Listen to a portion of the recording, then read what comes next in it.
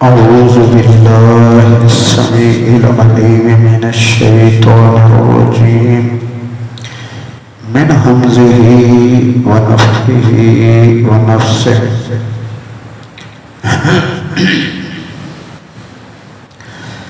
يا بني إسرائيل اذكروا نعمتي التي أنعمت عليكم۔ اے یعقوب نبی کی اولاد علیہ الصلوۃ والسلام، یاد کرو میری اس نعمت کو جو میں نے تم پر نعمت کی۔ تو اللہ تعالیٰ کی اس قوم پر بہت زیادہ انعامات ہیں۔ پانی کا جاری ہونا، دریا کا پھٹنا، راستے خشک ہو جانا اور فرعون کا ڈوب جانا، اور اسی طرح بادلوں سے سایہ، آسمان سے کھانا، اور پھر سہولتیں۔ لوگ ان کی بہت عزت کرتے تھے اور ان کو فضیلت دی اپنے وقت کے سارے لوگوں پر، اور ان میں سلسلہ انبیاء شروع فرمایا، اور کثرت سے ان کے اندر اللہ تعالیٰ نے انبیاء بھیجے۔ تو اللہ اپنی ان نعمتوں کا ذکر گاہے بگاہے قرآن مجید میں کرتا ہے اور ان کو جھنجھوڑتا ہے کہ میری نعمتوں کو یاد کرو۔ سب سے بڑی یہ میری نعمت ہے کہ جو بہت بڑی تمہارے لیے آزمائش تھی کہ تمہارے بچوں کو قتل کرنا اور بچیوں سے خدمت لینا، یہ کتنی اذیت اور تمہارے لیے آزمائش تھی۔ ہم نے یہ سے بھی تمہاری جو ہے جان چھڑائی، تمہیں بچایا۔ تو بہرحال اللہ سبحانہ و تعالیٰ نے فرمایا کہ میری نعمت کو یاد کرو۔ وَأَنِّي فَضَّلْتُكُمْ عَلَى الْعَالَمِينَ، اور بے شک میں نے تمہیں فضیلت دی سارے لوگوں پر۔ تو تمہارے وقت کے لوگوں پر، یعنی جب موسیٰ علیہ السلام نبی بنا کر بھیجے گئے تو ان کو سارے اس وقت کے لوگوں پر فضیلت تھی۔ اگر اس کا معنی یہ کریں کہ سارے جہانوں پر فضیلت دی تو یہ بات نہیں بنتی۔ کیوں؟ کہ جہانوں میں پہلی بات ہے کہ انبیاء ہیں، انبیاء سے یہ قوم کیسے افضل ہوگی؟ اور پھر اللہ سبحانہ و تعالیٰ نے نبی علیہ السلام کی امت سے خطاب فرمایا ہے وَكُنْتُمْ خَيْرَ أُمَّةٍ، تم بہترین لوگ ہو، تو ان کو فضیلت دی۔ تو پھر اگر یہ مانے کہ سارے جہانوں پر فضیلت ہے تو پھر انبیاء پر بھی، فرشتوں پر بھی، اور پھر نبی علیہ السلام کی امت پر، تو ایسا نہیں ہے۔ اپنے وقت کے جو ان کے وقت کے لوگ تھے، آس پاس کے سب لوگوں پر، ان قوموں پر، ان مذاہب پر اور ادیان پر ان کو فضیلت دی گئی۔ ان کا دین سب سے زیادہ عزت والا اور عزت دینے والا اسلام تھا۔ تو اللہ تعالیٰ نے اپنے احسانات جتلائے ہیں، اس لیے آگے اس کی تفصیل تشریح اللہ خود فرماتا ہے وَاتَّقُوا يَوْمًا، وَاتَّقُوا ڈرو، یومن اس دن سے لا تجزی نہیں کام آئے گا، لا تجزی نہیں فائدہ دے گا، نہیں کام آئے گا، نفس عن نفس شیئا، کوئی آدمی کسی آدمی کو ذرا بھر بھی، کوئی آدمی کسی آدمی کو ذرا بھر بھی فائدہ نہیں دے گا۔ وَلَا يُقْبَلُ مِنْهَا، اور نہ ہی قبول کی جائے گی منہا اس آدمی سے شفاعت، سفارش۔ اگر کوئی سفارش کرے گا تو سفارش قبول نہیں کی جائے گی۔ اور یہ اگر یہ سوچیں یہودی تو ان کے لیے یہ کتنی تباہی اور ان کے لیے یہ کتنی عزت اگر مانے اور اگر نہ مانے تو کتنی بڑی ذلت اور رسوائی کہ یہ ان کے ساتھ معاملات کی گئے ہیں. انہیں تنبیہ کی جا رہی ہے تمہاری سفارش بھی کوئی کرے گا تو نہیں قبول کی جائے گی. اللہ نے مثالیں دی ہیں. صحیح بخاری میں ابراہیم علیہ السلام کا تذکرہ ہے کہ وہ اپنے باپ کی سفارش کریں گے, اللہ سبحانہ و تعالیٰ رد فرما دیں گے, قبول نہیں کریں گے. اسی طرح نوح علیہ السلام نے اپنے بیٹے کی اور اپنی بیوی کی سفارش کی, اللہ نے رد فرمائی کیونکہ وہ کفر پر تھے. لوط علیہ السلام نے اپنی بیوی کی سفارش کی تو اس کی کیا دلیل ہے؟ یہ سورہ تحریم کے اندر تذکرہ اللہ نے فرمایا ہے کہ کافروں کے لیے بڑی مثال ہے کہ کافرہ تھی دو میرے سالے مومن بندوں کی زوجیت میں, تو وہ ان کے ذرا بھی کام نہ ہے. اے کافروں متنبہ ہو جاؤ, ہر مشرک, ہر کافر, ہر منافق کہ وہ ان کے ذرا بھی کام نہ ہے. فلن تغنی عنہما کہ ان کو وہ ذرا بھی کفایت نہ کر سکے. تو اسی طرح ہے کہ کوئی سفارش کرے گا تو نہیں قبول کی جائے گی.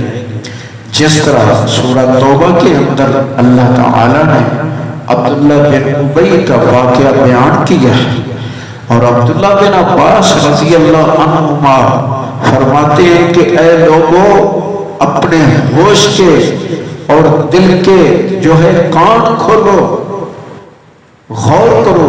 یہ بہت بڑی تنبیہ ہے عبداللہ کا معاملہ جو ہے ابن سلول کا, کہ اللہ کے نبی صلی اللہ علیہ وسلم کو بلایا گیا. جب وہ فوت ہو گیا اللہ کے رسول تشریف لے گئے, پھر انہوں نے کہا کہ اپنا یہ مبارک کرتا ہمیں اتار دیں, ہم اس کو پہنائیں.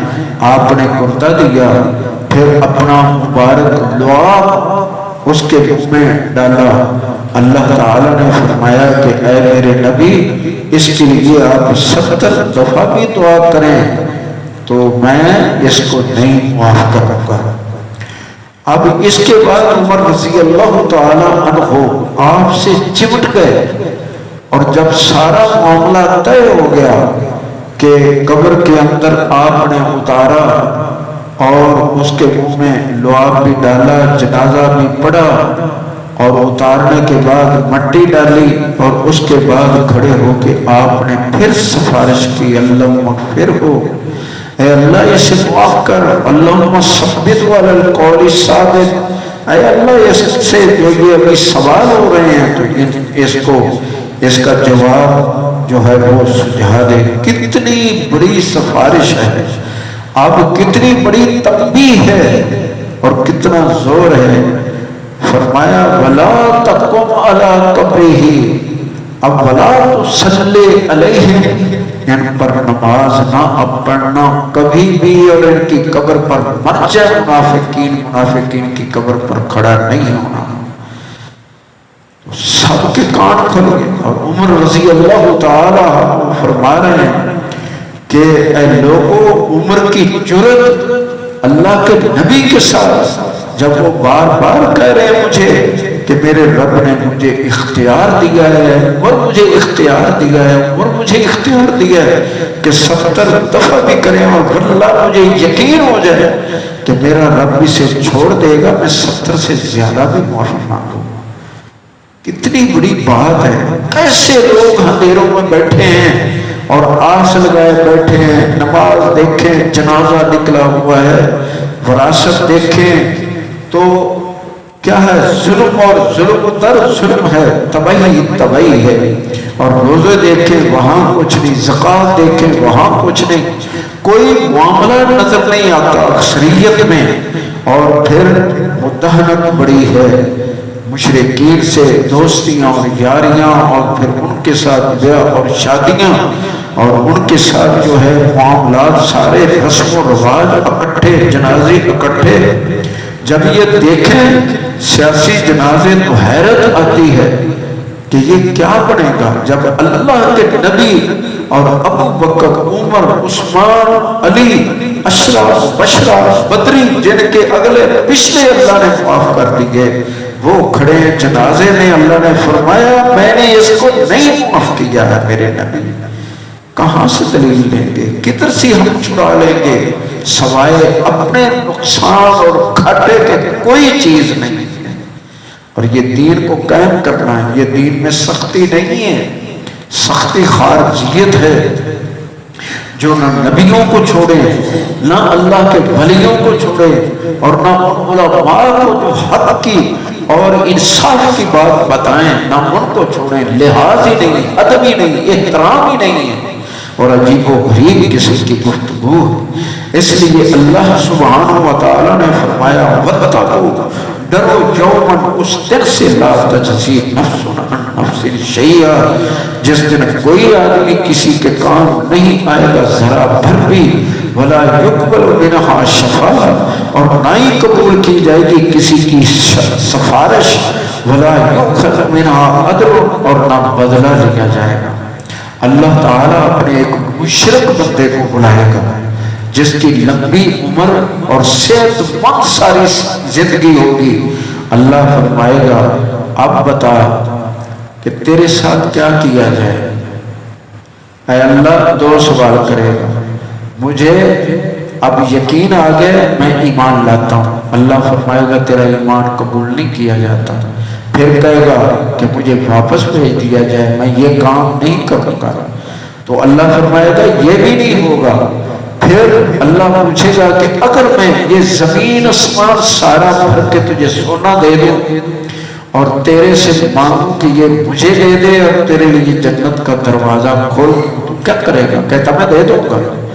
اللہ فرمائے گا میرے بندے، میں نے تیرے سے تو صرف یہ مطالبہ کیا تھا کہ میرے ساتھ شرک نہ کرنا، میرے ساتھ شرک بغاوت نہ کر کے آنا، باغی بن کے نہ آنا، سرکش نہ بن کے آنا۔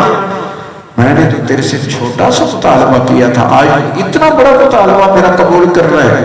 اور پھر کہے گا کہ میرے خاندان کو، میری بیوی کو، میرے بچوں کو، میرے بھائی بندوں کو اور میرے ماں باپ کو، سب کو اللہ پکڑ لے اور مجھے چھوڑ دے۔ میرا خاندان جس کے اندر میں تو بھی زندگی گزاری ہے اس کو بھی۔ اور آج بھی بد نصیب کہتے ہیں اپنے ماں باپ کے بارے میں، جنہوں نے کیا، جنہوں نے دھرا، جنہوں نے یہ سارا معاملہ کیا، ہم تو پیچھے ان کی اولاد سے اولاد تھے، یہ خود پھنسیں گے، خود برے، ہمیں تو کیا ہوا مل گیا ہے۔